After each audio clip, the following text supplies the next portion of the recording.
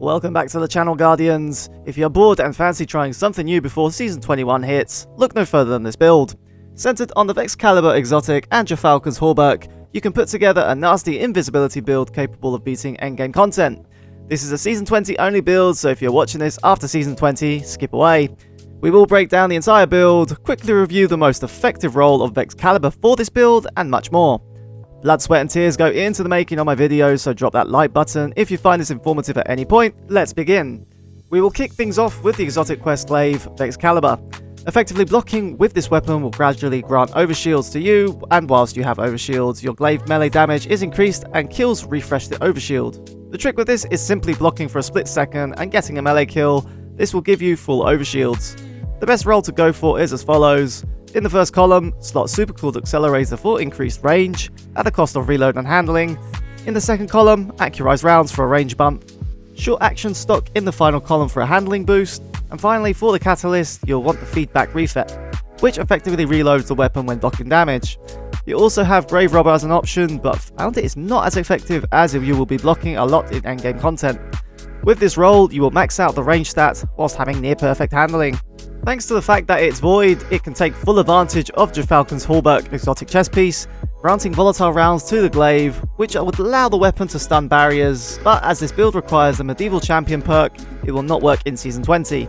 Going invisible with Vanishing Step, meleeing to exit will grant volatile rounds, and getting a kill with the glaive projectile will turn you invisible again thanks to the stylish executioner aspect. This aspect will make any debuff kills turn you invisible, including your glaive projectile kills, effectively making you constantly invisible, having infinite overshields, and with the devour fragments, infinite health and grenades on kill. Lots to digest so far, don't worry, the entire build will be available in the comments section via a dim link, so don't worry. Fragments wise, Starvation will grant Devoured on all pickup, Persistence will increase the duration of Devour and your invisibility abilities, Obscurity will grant invisibility on finisher kills, whilst Undermining will grant weaken effects to your grenades. Thanks to Devour, you will have plenty of those. To get the most of this build in Season 20, you'll want a void heavy weapon. Regnant is a good shout, however the ammo economy is piss poor, so you may want to dig out a rocket, or in my case, retrofit Escapade. This is not essential, however if you do have this crafted from Season of the Seraph, it does work on bosses and champions still, despite the nerf it received a few months back. We have reached the halfway point of this video. Are you still with me? Great! Before we go over season perks and mods, drop a like and subscribe if you're enjoying the content. We are closing in on YouTube Partner. To enhance this build further, you will want to enable the void perks, in particular the following. Volatile Flow, which on all pickup will grant volatile rounds. Gyrfalcons will already provide this ability, but having that extra source of volatility comes in clutch. Shatter Orbs will grant orbs on breaking a shield with the equivalent element. This will allow you to generate lots of orbs for you and your fire team if there are void shields in activities. Getting void weapon kills on yellow bars and bosses will have an increased chance of dropping heavy ammo thanks to bricks from beyond.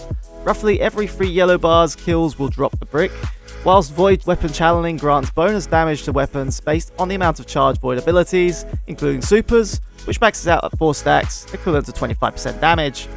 Finally, Medieval Champion will allow Vexcalibur to stun unstoppable champions with the melee or projectile. This does mean that it takes away the volatile anti-barrier capability, hence why using a void machine gun is easier to stun barriers. For the overall build, mobility and resilience are your most important stats, and for the mods, Void Siphon will drop orbs on multi-kill with void weapons, including Vexcalibur.